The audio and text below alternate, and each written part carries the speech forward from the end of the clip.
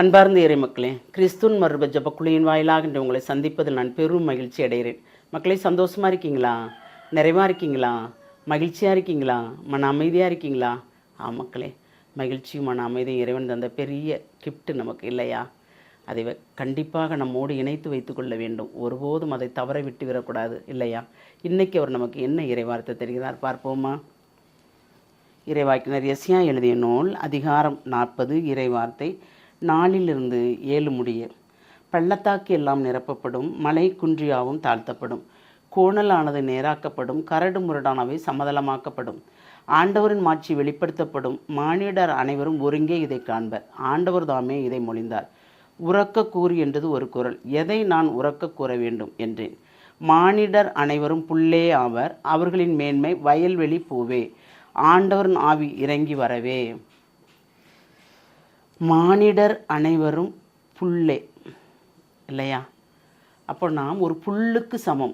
காலையில் பூத்து செழிப்பாக இருந்து இரவு அது கருகி விடுகிறதல்லவா, அந்த புல்லுக்கு சமமாக இருக்கிறோம். ஆனால் ஆண்டவர் நம்மளை ஒவ்வொரு நொடிப்பொழுதும் உற்று நோக்குகிறார்.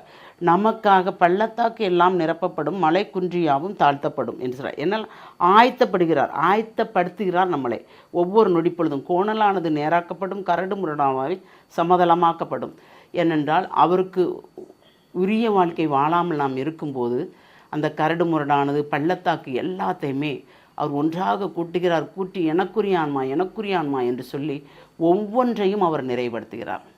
என்னால் நிறைவுபடுத்துகிற தேவன் நம்மளோடு இருக்கிறார். அதை நாம் கண்டிப்பாக உணர வேண்டும். ஏனென்றால் நாம் கோணலாக இருக்கிறோம், கரடு முரடாக இருக்கிறோம். நாம் வாழ்கின்ற பாதை எப்படி ஒரு பாதை? கரடு முரடான வாழ்க்கை. அப்படி தானே? நேரான வாழ்க்கை வாழ்கிறவரும் இருக்கிறார்கள், கரடு முரடான வாழ்க்கை வாழ்கிறவர்கள் இருக்கிறார்கள் இல்லையா? அப்போ அந்த கரடு முரடான வாழ்க்கை வாழ்கிறவர்கள் தான் சமதளமாக்கப்படும் என்று சொல்கிறார். அப்போ அவர் தெரிந்து கொண்ட மக்களை கண்டிப்பாக அவர் விடுவதே இல்லை, எந்த நிலையிலும் விடுவதே இல்லை. அவர் அப்படி விடாமல் நம்மளை ஒருங்கே கூட்டி சேர்த்து நானே ஆண்டவர் என்பதை அவர் வெளிப்படுத்துகிறார். அவருடைய மாட்சி வெளிப்படும் போது நாம் கண்டுகொள்கிறோம், பிரமிப்பில் இருக்கிறோம். அந்த பிரமிப்பை தருகிறவர் தான் இறைவன் இல்லையா? ஏனென்றால் நாம் ஒரு காலையில் பூத்து மாலையில் இந்த வாடுகின்ற பூவுக்கு நாம் ஒப்பானவர்கள்.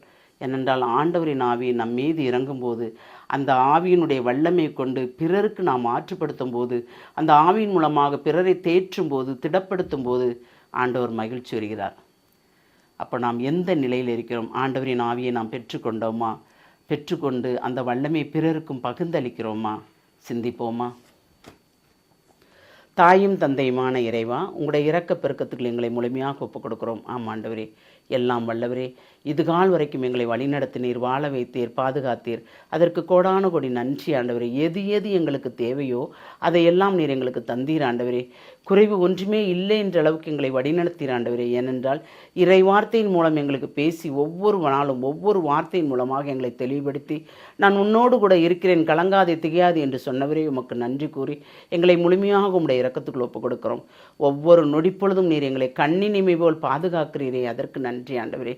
நோயற்ற வாழ்க்கையை குறையற்ற செல்வமாக தருபவரே, அதற்கு நன்றி ஆண்டவரே. ஏனென்றால் நோயின் தன்மையால் வாடுகின்றவர்கள் எத்தனையோ பேர் ஆண்டவரே.